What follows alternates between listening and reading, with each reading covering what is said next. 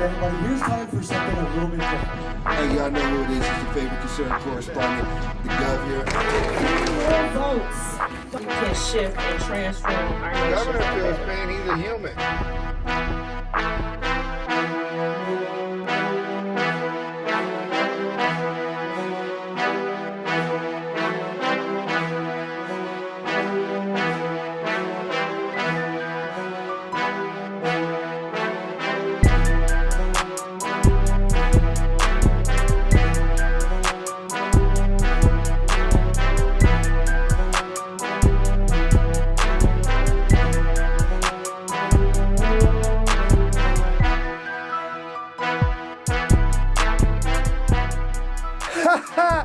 Y'all know who it is and what it is. It's your favorite concerned correspondent, VA to Gov here.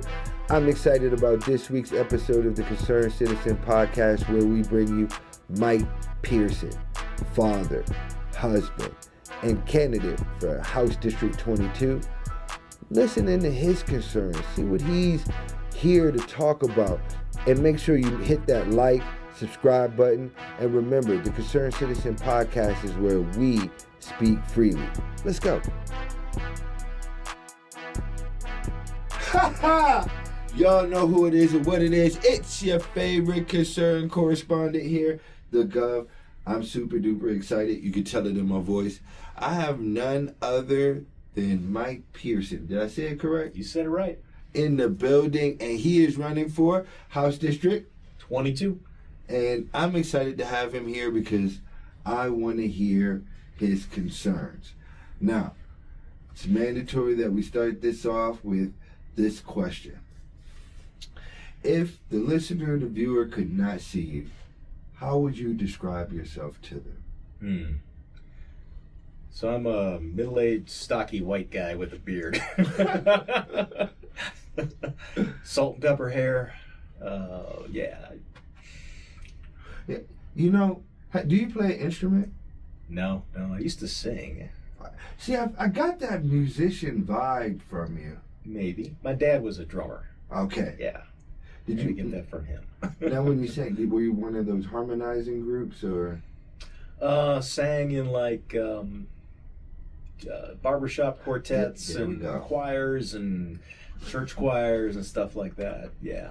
Yeah, I can see it in you. Well, one, it's an honor to have you here. Thanks. And before we get started, because you're running for office, I do want to ask you, what motivated you to want to run for office? You know, I spent 30 years working for the U.S. Air Force. I was in uniform for 20 years. I was an officer. And then I came back and spent another 12 years as a civilian. And it was that sense of service, I think, that when the opportunity came up, they needed a candidate on the Democratic side to run for Colorado House District 22, where I've lived now for 20 years. We got here in 2005, really. I saw it as an opportunity, and it's an opportunity to help the people in my district and people of Colorado, which is my home now, just make their lives better. Just another opportunity to serve. Yeah. Is there something that that you saw or maybe encountered as a child that helped either A, shape your perception, or B, is what kind of got you on this path that you're on now? Yeah, I grew up in a kind of upper middle class suburb in Cincinnati. My mom, so I was adopted as a baby by the mom who raised me, and her second husband was my dad, and they're both passed now. But upper middle class area in Cincinnati, we lived a pretty good life until high school. I went to 5 different high schools because of all the turmoil that was going on at that point, and it was because they just weren't good with money, and we ended up going bankrupt. They ended up going bankrupt when I was 15, and we lost the house, and living with grandma for a while. We got a little house in another suburb of Cincinnati that had good high school, turned out, so it worked out okay for me. But I saw just how thin that difference between a good life and a rough life can be. Right. I mean, I remember talking to creditors on the phone because my mom wouldn't answer the phone. I remember talking or asking the neighbors for food and money. The lights would go out because we hadn't paid the bills. And it was just like, the year before we were doing great. And it was stable, safe, happy life. And then suddenly it was gone. And it was a struggle. I left home at 18 because I figured I can struggle in this house with my parents and my sister, who I love dearly, but I might as well go out on my own and struggle. Right. So I did that, and I got college loans through the government. But it told me that we have a society here and a structure that, you can be anything you want to be, is what they tell you. You work hard, but still you can do everything right, and then suddenly, bam, it's gone. So that really did change my perspective on. I think that is the role for government, is to provide that safety net for people. So when everything does fall apart, they don't get lost out there. Man. And I guess, that kind of leads us into that second question of, from the time that you experienced those economic difficulties to where you may have made it in life, did you experience homelessness? Not really how people experience homelessness. It was more insecurity, I think, that I didn't know what was going to happen tomorrow. I didn't know if we were going to have to leave that house. I didn't know. And then, as I moved out of the house as soon as I turned 18, that was a struggle. I had a job, and then right after I turned 18, I got promoted to be a night manager at the restaurant where I worked. And the owner told me, he said, "I know you're not going to steal from me." That was my qualification to be his manager.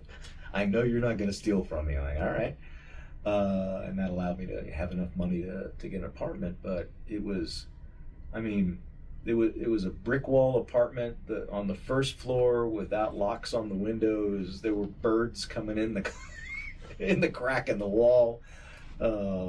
That kind of thing. I had struggled to find a roommate because I couldn't afford a place to myself.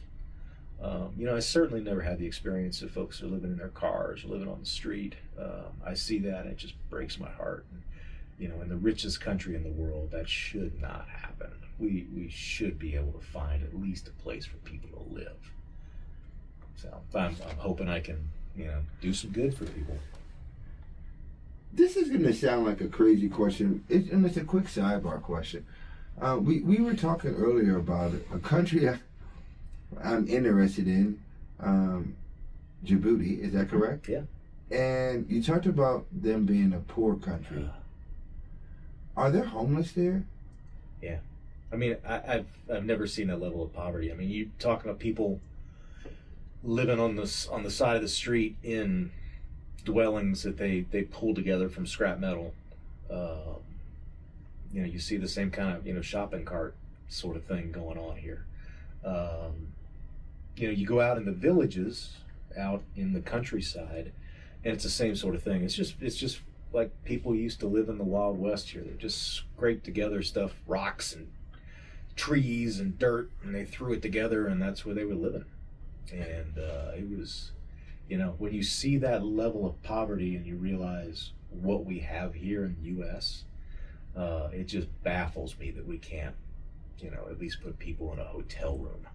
Well, only reason why I ask is just because it's unique. We talk about how rich the country is, and we tend to sometimes, not you and I, but equate America with a sense of freedom, and here in Colorado Springs, they just outlawed sleeping in your car, and so I just think about the level of poverty that we're experiencing here, and how we're just trying to make it illegal.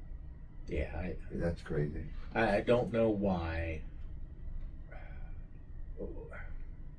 It breaks my heart. Why you would make it harder on people? I mean, they're at their wits' end right now. Just they're living in their car. They got nowhere else to go.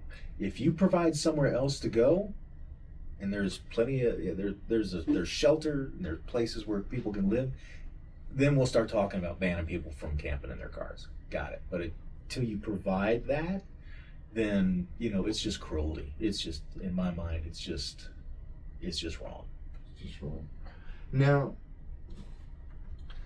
Now that you're where you are and you're running for office, is there something that you can point to that you may have experienced as an adult that kind of really either set you on this path or kind of opened your eyes to something different or a bigger cause? Yeah, I mean, that experience I had in high school left me pretty bitter about, that kind of woe is me, and I had a bad rap, I had a bad experience, and it wasn't fair, and I was in my 20s, so I was young and dumb, and I got deployed to Honduras. And Honduras is a country in Central America. It is, I think it still is, the second poorest country in the Western Hemisphere after Haiti. Okay. Definitely had the highest murder rate of any country after Haiti. It's a beautiful place. I mean, just green everywhere. Bananas grow on trees in your backyard. It's just this amazing place. But they had been through, they'd been ruled by a military dictatorship for years. They were just coming out of that when I was there. The lady that cleaned our house, we lived, me and a few other folks lived in a house in downtown Tegucigalpa, the capital city there, because I worked out of the embassy. So we take her home at night sometimes when the buses had stopped running, and we take her home, and I stopped by the house, drop her off, and she's like, "Hey, would you want some coffee?" And I said, "Yeah, sure." So she goes over and unplugs the television that the kids are watching, because they get their power from the cathedral up the hill, and it would run down the side of the hill in extension cords, and that's all the electricity that she had in her house. So they could only plug in like 3 things at a time. And so I was like, please, no. I don't need coffee that bad. I don't want the kids are watching TV. But that level of just people just trying to survive the day. I mean, that's how raw it is there. Just trying to survive the day, and then their government just being on their necks all the time. I mean, there were checkpoints on the roads, and you drive up and they would be pulling people out of their cars and taking stuff, just ripping them off on the side of the road, and just taking their stuff and putting them back in their car and telling them to take off, just robbing people who didn't have anything. And I saw that, and I came home from that deployment. I came home right at Thanksgiving. I remember that, and that was the most thankful Thanksgiving I think I'd ever had in my life, just having seen that and come back to the States and just look around and like, wow, I don't have to worry about my kids starving tomorrow. I don't have to worry about the cops breaking down my door and taking my son away tomorrow. That's they would recruit people for their military by rolling up on movie theaters on Friday and Saturday night, running in with troops and just grabbing young men out of the seats. That was how they did their recruiting. Man, it sounds like forcing them into the military. Sounds like Ukraine nowadays. Yeah. Desperation, I suppose. That changed my. People, you say it kind of flippantly sometimes. That changed my life. That literally changed my life. I felt like I came back from that a different person. So that really set me on looking around my world, thinking, okay, I'm in a place where I got a college education, I got a full-time job with the military, I can do some good. And even if I don't stay in the military, I was going to go try to do something else that was more of a public service sort of thing. But I ended up staying for 20 years, and I think I did good for the country. In any of that time, did you ever have to wrestle with any mental illness at all? Ooh, yeah. I mean, I've had my dark times, especially coming out of Iraq. So You know, my dad was a Korean War paratrooper. Wow. He left the high school and he went to basic training, and then North Korea invaded South Korea while he was in basic training. So he ended up getting shipped off to fight the North Koreans and then the Chinese at 19 years old. And I guess I didn't appreciate it till I came out of Iraq, just the toll that took on him and how it changed him and made him who he was. But, you know, war is a nasty, frightening thing. And so and frankly, all this Iran stuff, for all of us who were in Iraq, for all of us, I would guess, the Vietnam guys, you know, everybody who's been through this is now watching it on TV again, and it's all coming back. It's scary stuff. It's nightmares. It's jumping at little sounds. It's being angry for no particular reason. I mean, all the PTSD things that are so, I think, well known now. I got help for it. Initially, the help wasn't great, and then I found some folks to help me with it, and now it's very manageable. But it never goes away. It's always there. Because of the experiences that you've had, and the things that you may or may not have seen, may have not have heard, but the things that you know that you experienced yourself. Do you think that the draft would be a good thing for young people nowadays? The draft, the way it was, no. I would really love to see, and I would call it a year for America. You know, if you are gonna get a federal student loan, if you're gonna get whatever, then I think, and a lot of countries do this, a year of service. And it can be in the military, it can be, I don't care if it's in the Red Cross. You know, there's a lot of things you can do to help your country. And what the draft-based military, and to a lot of extent it's still the same now, is it takes people from all different backgrounds, from all over the country, and it throws you together and it makes you get along to get something done. Correct. You know, if you're harvesting crops, if you're whatever, fixing airplanes, whatever. Whether you like them or not. Whether you like them or not. And I tell you what, sometimes it's hard. It's just like any other workplace, I guess. But, you know, and I got family back in Ohio that their experience was they grew up in that town, they worked in that town, and they're going to die in that town, right? That's been their whole world, is that like 4 counties around there. And, you know, I guess most people live like that, but you really get to understand, you get a perspective and you get a respect for people from traveling, from working with people from different places. So I'd love to see that year of service at least. And the problem with the draft in a modern military, I'm going back to put my military hat on again, is that you get a lot of people who don't want to be there. As you can imagine, right? And so you end up having to motivate them with fear. In the old-time military, you know, the Saving Private Ryan, the Full Metal Jacket, those tough guy basic training thing was that. I mean, there were people who didn't want to be there, but they'd rather not be in jail, so they're their Army basic training. You know, you can make good soldiers out of those people, but most of the time you're just trying to get them to, you know, behave, and there's just so much of a drag on the force.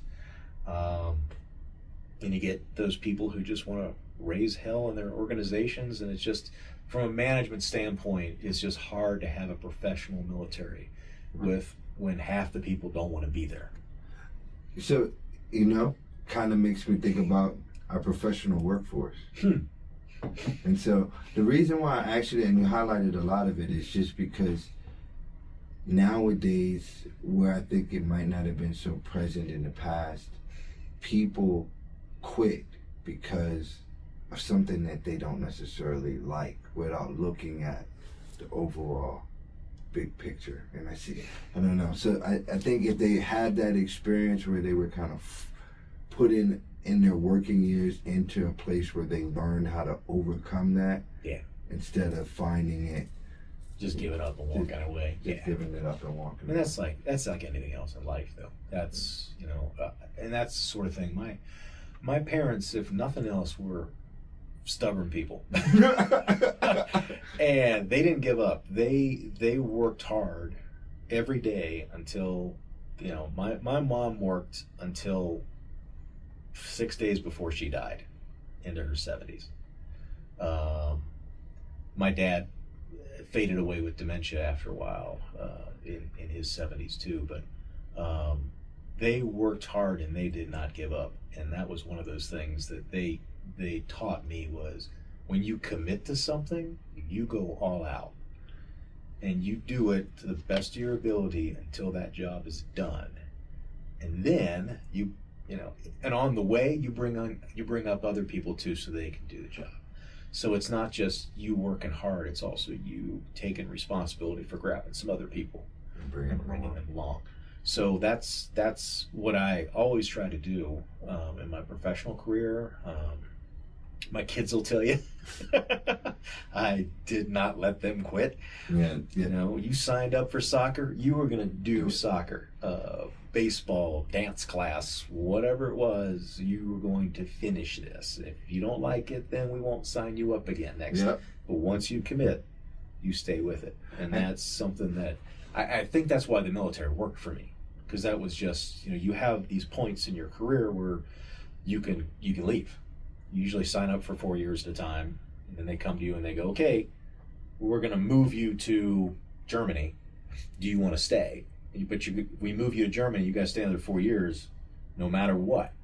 So I thought, Germany's a great example, right? So I was so excited to go to Europe and live in Germany, and I get to Germany, and the next year is 9/11. So well, I'm committed. I'm signed on here for the next 3 years, so we're going to go to war in Afghanistan, we're going to go to war in Iraq, and I don't have a say. I'm going to just go do it. And you know that when you sign on the dotted line. You should know. So that's, the soldiers don't get to pick their battles, but every time when they commit, you are all in, and you're all in until you get released from that. I really think, now that we just have this conversation, I think soldiering helps us just prepare for a lot of things in life, because in life, believe it or not, you don't get a chance to pick your battles. You get sometimes just thrown in them, but you can't quit. Yeah. So with all of this, with everything that you've experienced, and you running for office and things going on in the world, if you could address your top 3 concerns, what would your top 3 concerns be? Well, the top 3 things that I'm running on, or just kind of concerns. How about we do first? Let's do the first 3 things that you're running on, because we want to highlight those. So my district runs between Academy and Powers, and then research down to Constitution on the east side of Colorado Springs. That gives you kind of a perspective of why I think these things are important. First of all, I want to fully fund K through 12 public education in Colorado. People will give you a million reasons why we can't do that, but frankly, that's what people expect. Public schools are the basis of democracy, and they set the stage for everything. It's, people who can operate in a democracy, you've got to have a certain baseline of knowledge, a baseline of talent. Now, it doesn't mean everybody has to come out of high school as a nuclear physicist. That's not what I mean. You have basic math, basic reasoning, basic history, that sort of thing, a common ground. And we need to find a way to fund our public schools better than we are now. We've got some of the lowest paid teachers in the country, which is ridiculous, considering we're such a high-tech state. And so we need to do better with that, and I'm gonna push to move toward that. Second, and this is very local, is Powers Boulevard. So on the east side of my district is this road that's run by the state.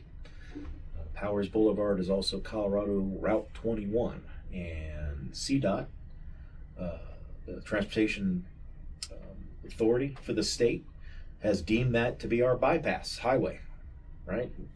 But it's going to take a while to build all the bridges up Powers to make that a highway from north to south. A lot of work going on, but and I understand that the timeline there is long. When I first got here in 2005, one of the first meetings I went to was with the city on behalf of the base at Peterson Air Force Base at the time. That we just built this new gate on the west side of the base that would dump out right into Powers traffic. And we're like, this is unacceptable. We need at least some ramps. Even better would be a bridge there. And so that bridge has been talked about for 20 years, and it's finally opening now. So that's the timeline we're talking for one bridge. And right now, in my district, there is the intersection at Dublin, Stetson Hills, Barnes, North and South Carefree, and Constitution. All those are going to have overpasses at some point. Well, 20 years to get these things done, and they don't even have a study done on how they're going to do these bridges. So they got to get on that. And right now it's nowhere in the plan, CDOT's plan to get done. So in the state government, I'm going to push them to get these projects moving ahead because it's the main corridor for our people.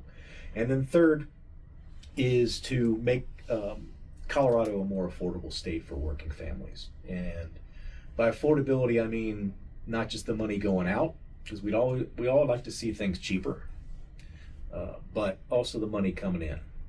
And working families here are,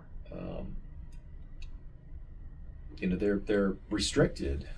In my opinion, my dad was a union worker. My uncle was a union worker. I'm now a union worker with my Zamboni driving job. But I'm just a big proponent of the unions because I saw how they took care of my dad and my uncle and the blue collar folks in my family.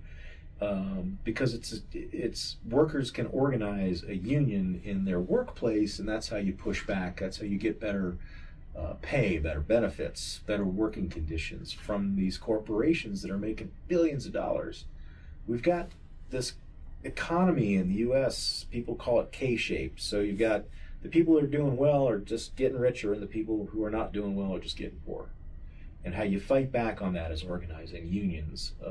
And we've got an old law in Colorado, it's 100 years old, called the Labor Peace Act. And they're working on it in the legislature to get it abolished. So instead of having to do 2 votes for a union, so you do 1 vote, and then the corporation can roll in their lawyers and kill that second vote, then you can't have a union. Almost every other state in the country, you'll just have to have 1 vote, no matter what the percentage is, 50%, 60%, whatever. But the workers should be able to get together with all the other workers there and say, look, you want to have a union, here's why it's good. We have 1 vote, and then you pick people to be your leaders to negotiate with your company.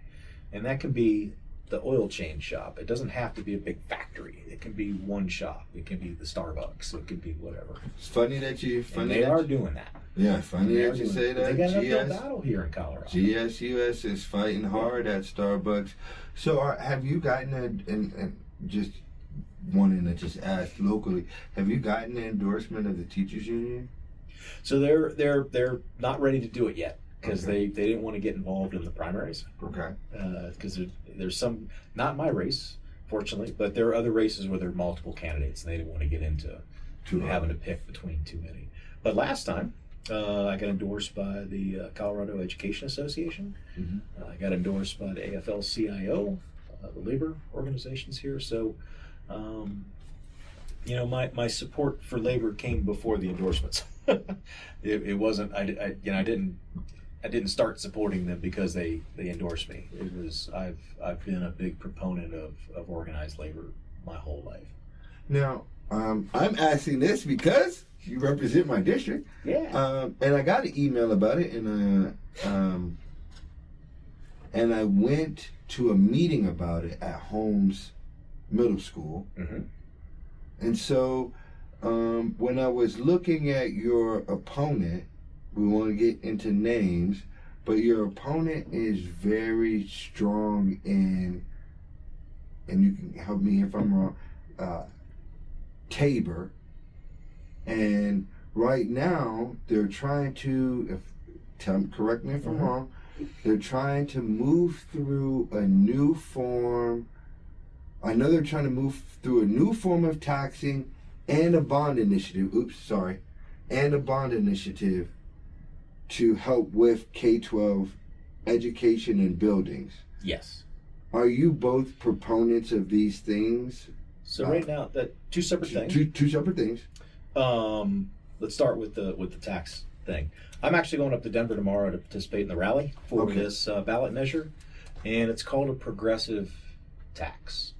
So the way we pay our federal income tax is a progressive tax. So if you make less than, I'm just guessing the numbers here, I don't know. If you make less than $50,000 a year, that first $50,000 is only taxed at 10%. And then the next $10,000 gets taxed at a higher rate and on up. In Colorado, because of Tabor, everybody gets taxed at the same rate. Which they're trying to lower to 3.5%. So this would, well, it depends on where you are in income, and I don't want to get into the details of it now because I will get it wrong. But I do know for 95% of Coloradans, it's mainly if you make $500,000 a year as an individual, if you make $500,000 a year in income or more, you'll see your taxes go up about, I think it's around 3.5%.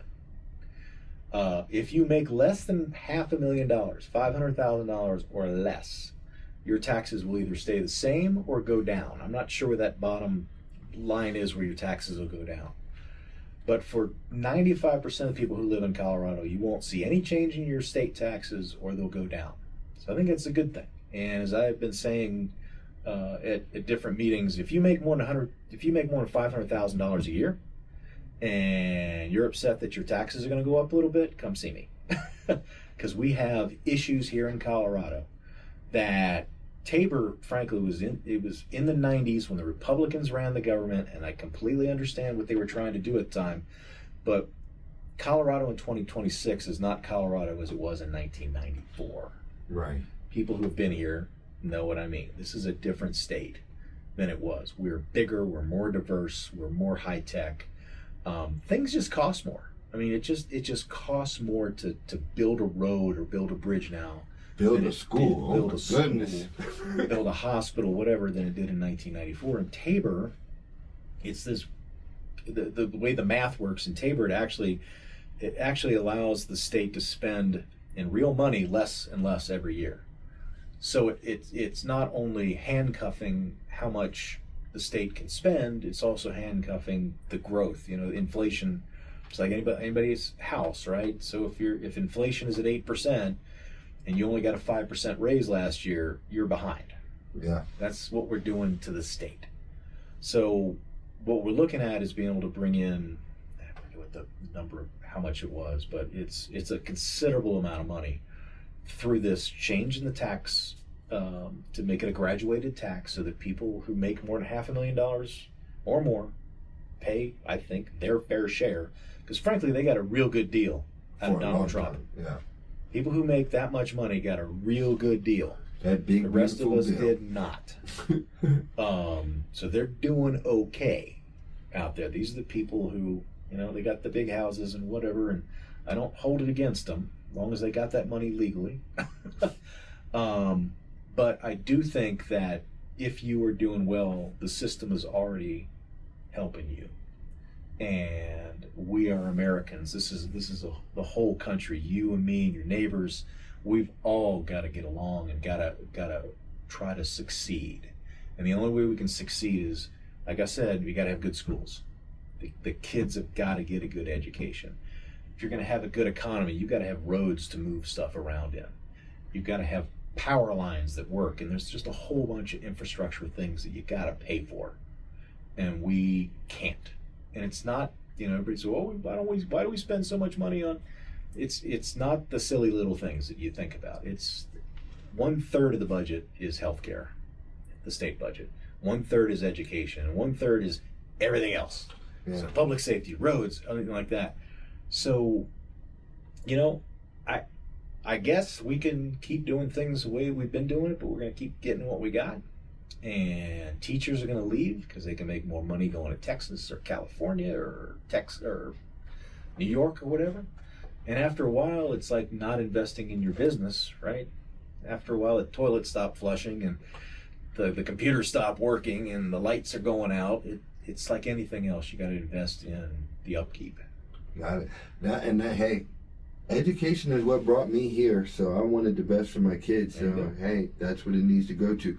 Now, if there was actually, before we get to that, if there was something that you could fight and die for that's outside of your family, what would it be? Yeah. I've already done it. There we go. And it's this concept, that democracy is an idea. We're celebrating the 250th birthday of America this year. Right. It's been overshadowed by all the other ridiculousness going on in D.C. And I remember 1976 when I was 10 years old, how excited we were about the bicentennial, and there was all this bicentennial stuff. I don't know if anybody even knows that there's an anniversary this year because there's so much other stuff going on. But I was looking forward to that fight on the White House. The MMA fight. Yeah, I was. I kind of am too, because I'm just gonna sit there and shake my head and go, well, this is who we are now, I guess. We're better than that.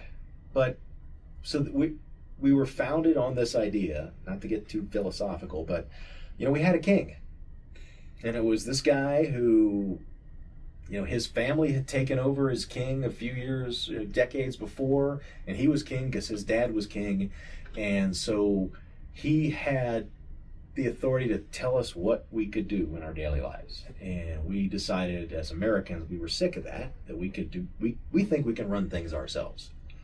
And the rest of the world, especially the other countries that were run by kings, told us we were stupid. No way normal people like you and me can get together and ever agree to actually make things run.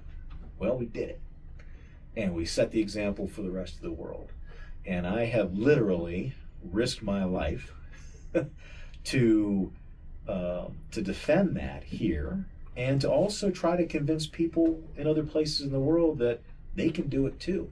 They don't have to just sit back and take it from somebody who has authority because who knows why. A lot of times it's just because he's the gang leader and he's got the most guns. That's why he's in charge.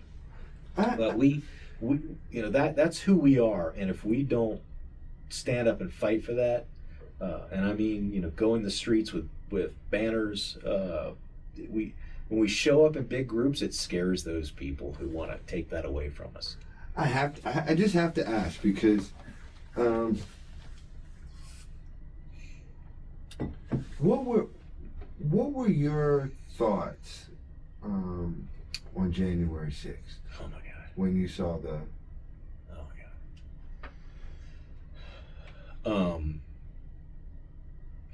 My first thought was, this is what I told people in Iraq they could stop if they were a democracy. And here we're doing it in Washington, D.C.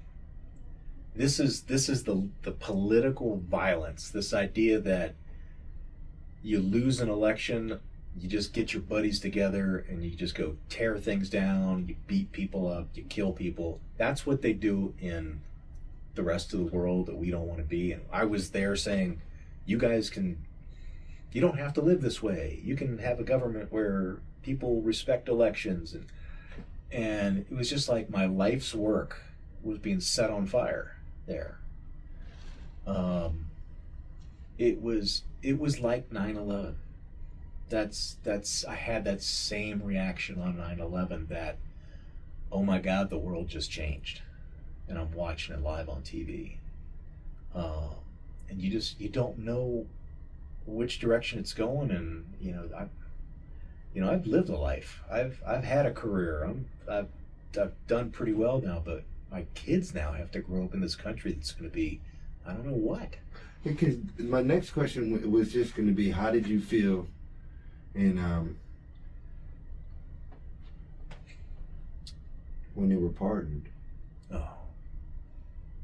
Because then, like, as a military man and as an historian, would you ever view those people as a form of the word that they want to call themselves, which is patriots? They're not patriots.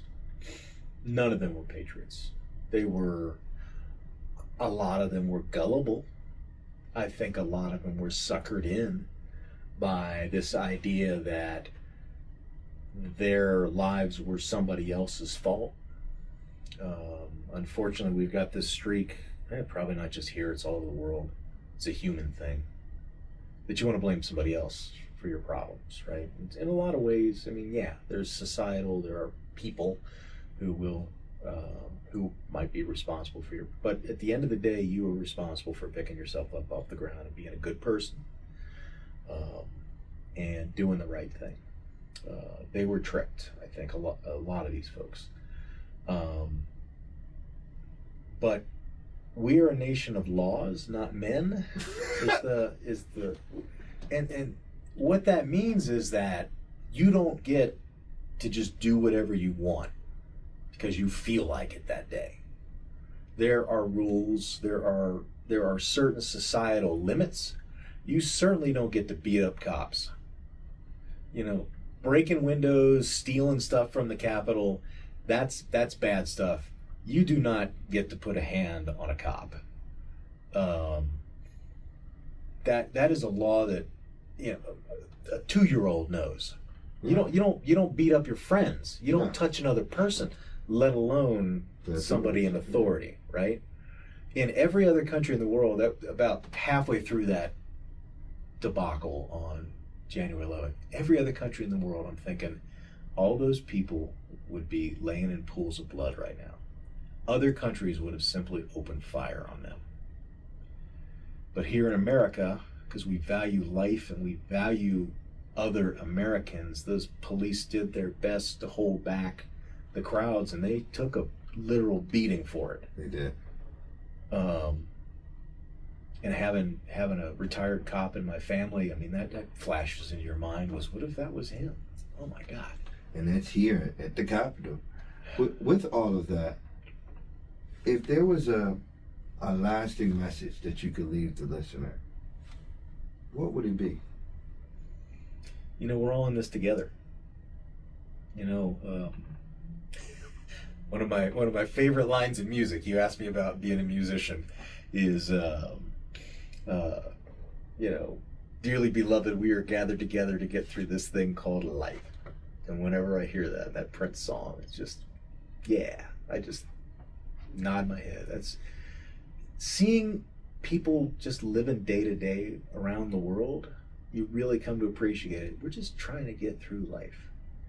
And when you see somebody who, you know, is in need, or somebody that you don't agree with, I think if you just start there and think, you know, we are all just trying to get through this thing called life. We're just trying to get through our day. That, you know, just that is a place to put your heart when you're looking at the world and looking at other people. And everybody's busy and everybody's, you know, trying to make the best of their lives, and they have things to deal with. You know, we, like everybody else, I got family things going on, I got money things going on, I got health things going on in the family, and, you know, got it. But everybody else does too. So, you know, somebody cuts you off, somebody steps in front of you in line, the little things that make us mad at each other.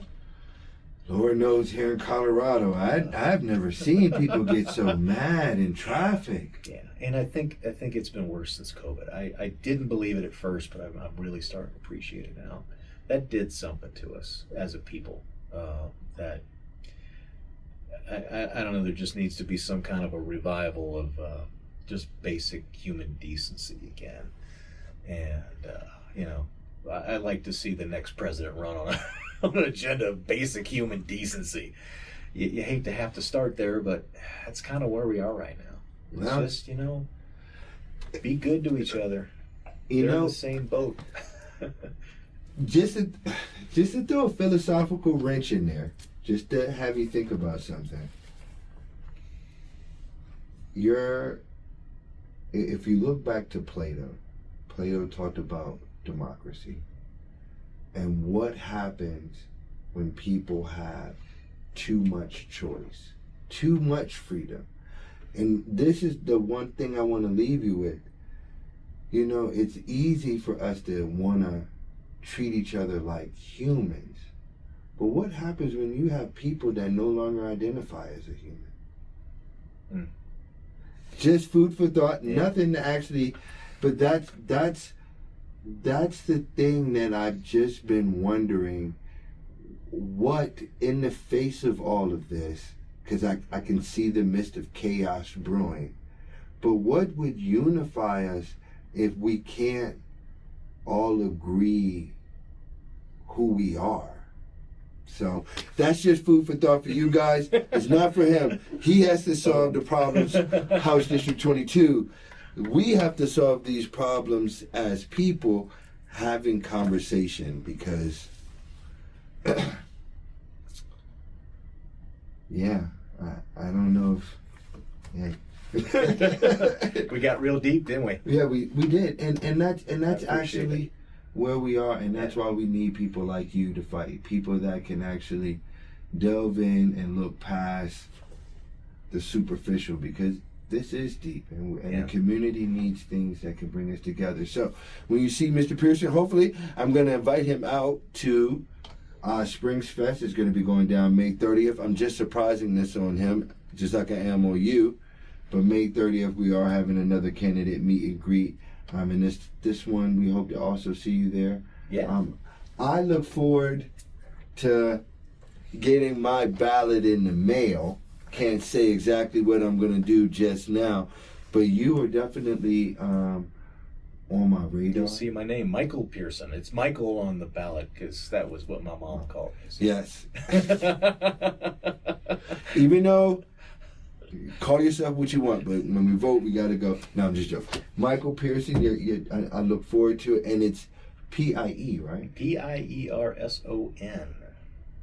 That's English for y'all that don't know. I just want to say thank you again for coming.